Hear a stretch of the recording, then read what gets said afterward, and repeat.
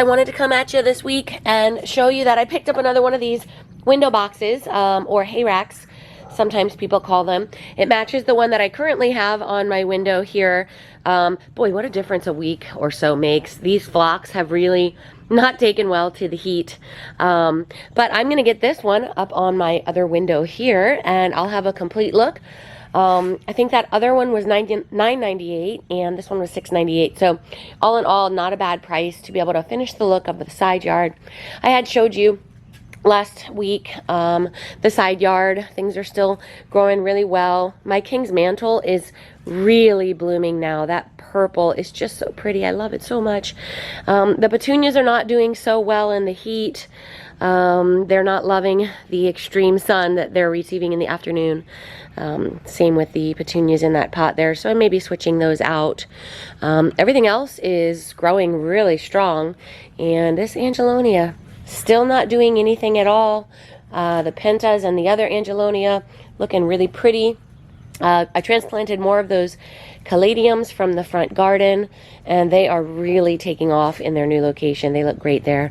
And jasmine is still in bloom. I'm not smelling it as much. It's starting to fade, but it's definitely still looking really lush and pretty.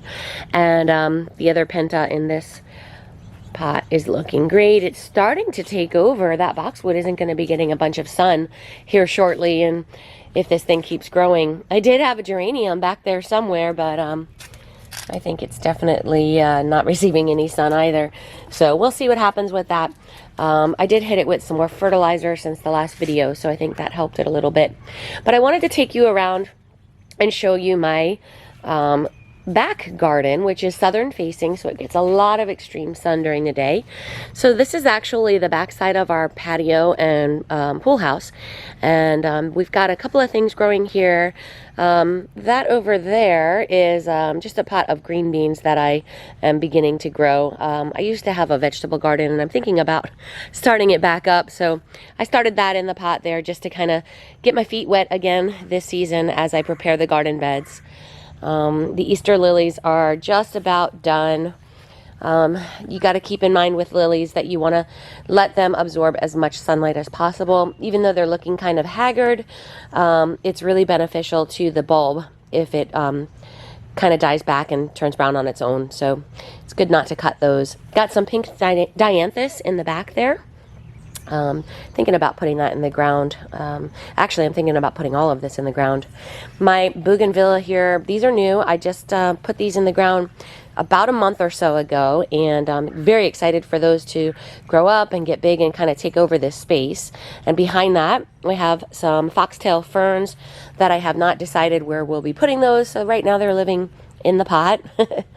Got a purple fountain grass here, and this is one of my favorite grasses. I love the color change as we go from new growth, which is this dark purple, into more of a brownish look for the fall. Just love the way that looks, and the color changing is super fun to watch. So we have another bougainvillea here. So again, hoping this kind of grows up big and takes over. Behind that, we have a geranium that blooms red.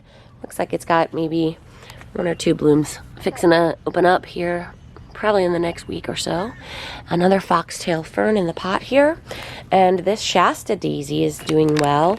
Picked this up this season, I would say maybe about a month ago, for $4 at Lowe's on clearance. It looked terrible. Brown and wilted and lots of burnt crispy leaves. Since then I got it in the ground, watered it in very well, gave it some fertilizer, and it is just starting to bounce back. So loving the Shasta daisy. We've got an Angelonia here. This was over on the side garden and wasn't getting enough sun, I don't think. So I moved it here, and it's really taken off. It's looking pretty. Behind that, we have the Proven Winners. I think this is the Dwarf Blew My Mind. It's so pretty. The color blue is a nice contrast to the Angelonia here. And then behind that, we've got some salvia. I'm not sure which salvia this is. I know there's a lot of different varieties, but a little bit of purple behind this Shasta daisy, I think is a super pretty combination. And this Shasta daisy is huge. Picked this up last season at Lowe's on clearance. I think it was $4.98, maybe $3.98. It was about the size of that one back there. And it has just taken off this season. I wasn't even sure if this one was going to make it because it looked so bad last year. But it's doing well and it's thriving in this spot.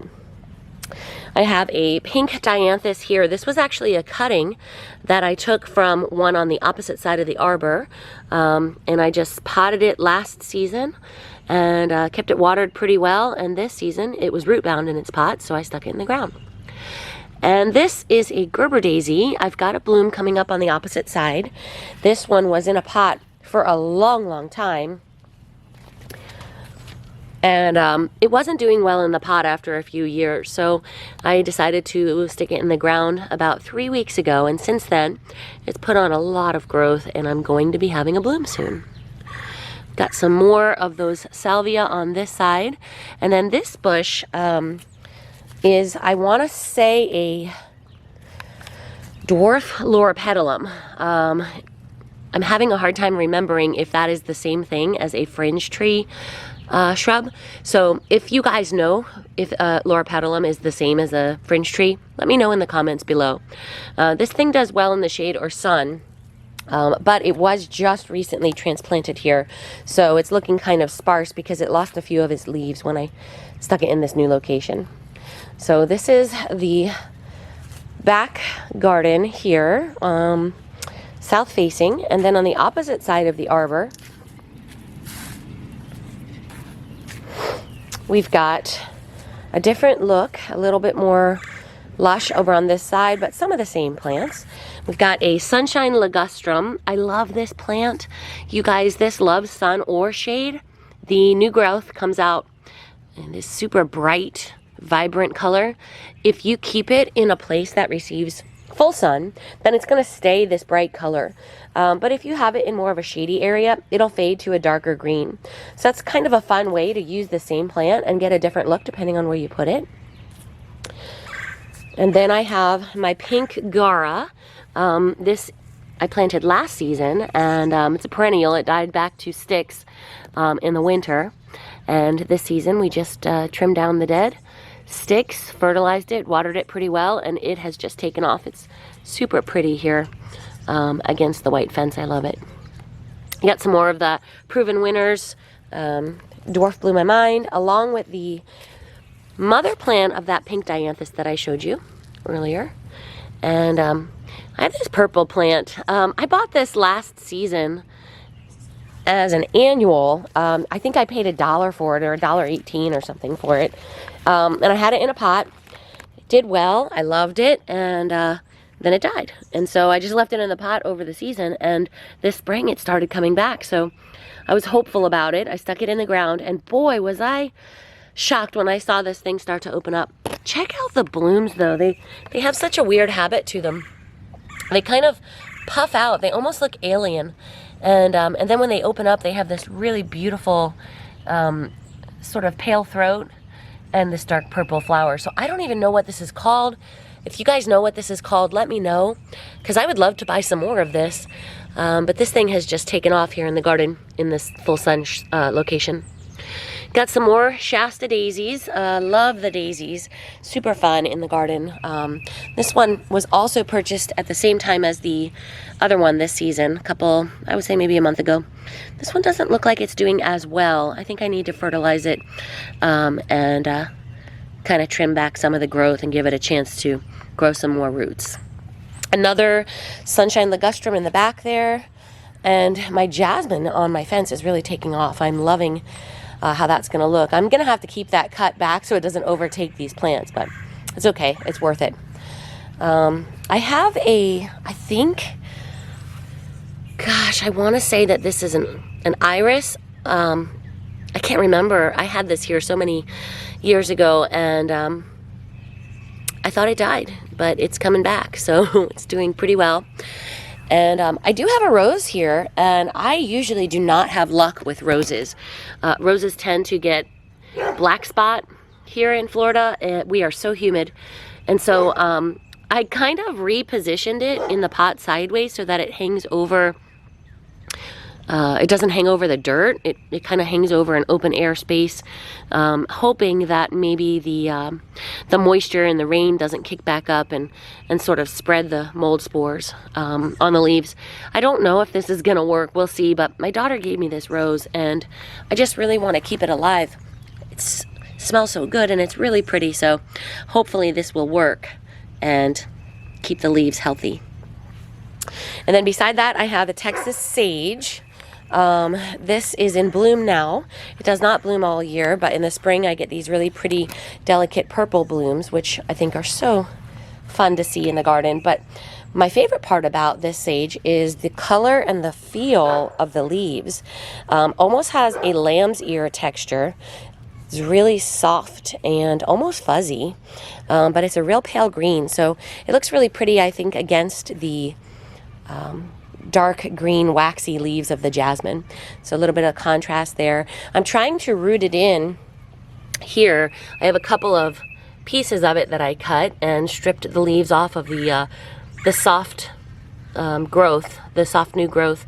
Stuck it in the dirt, so we'll see if that takes. And trying my hand at some strawberries here. Hopefully these will do well. They're sending out runners and the runners are starting to take root. So I have a good feeling about that. Obviously the heat is coming, so I don't think I'll get any strawberries anytime soon, but we will see what happens. And I think my sweet potatoes are beginning to send up some slips. I'm kind of excited about that because I want to get some sweet potato slips planted when my garden bed is ready, which hopefully will be soon. I'll be transitioning this section of the garden into a vegetable garden. I didn't know what I was doing here. I've got this bed here kind of prepping the soil, but I think this weekend I'm going to be turning over all of the soil in that bed, and that bed back there is my compost pile, so I think I'm going to be moving that and using a lot of that compost to put a second bed in. But this area here is going to be the vegetable garden area because it does get full sun. So right now it's not a lot to look at, but I wanted to get it in this video because for me it's always fun to look back and see how things looked when I began. So this is what we have in progress. I do have a blackberry here, and never have grown blackberries before, so we'll see what that does. I do have some new growth on it since it decided to pour down rain the day I planted it, and ever since then I have been seeing new growth on this thing like crazy. And my newest addition to the garden is this mulberry. I just got this at a plant sale. I've never had a mulberry tree. Kind of excited about it. I don't know if you guys remember the old nursery rhyme, "Here we go around the mulberry bush," but I love mulberries. They're delicious, and the cool thing about this tree, I bought it at a plant sale, and it already had mulberries on it. They were delicious, and so I know that it's got a pretty good root system. I'm hoping it does well here, so we'll see if I get more fruits throughout the summer. But I do have new growth already on it, and this just went on the ground about 4 days ago, so I'm kind of excited about that. Well guys, that's going to do it for the garden tour this week. Hope you enjoyed seeing the colors and the blooms. I look forward to seeing you in the next one, and I hope you have a wonderful week. Bye-bye.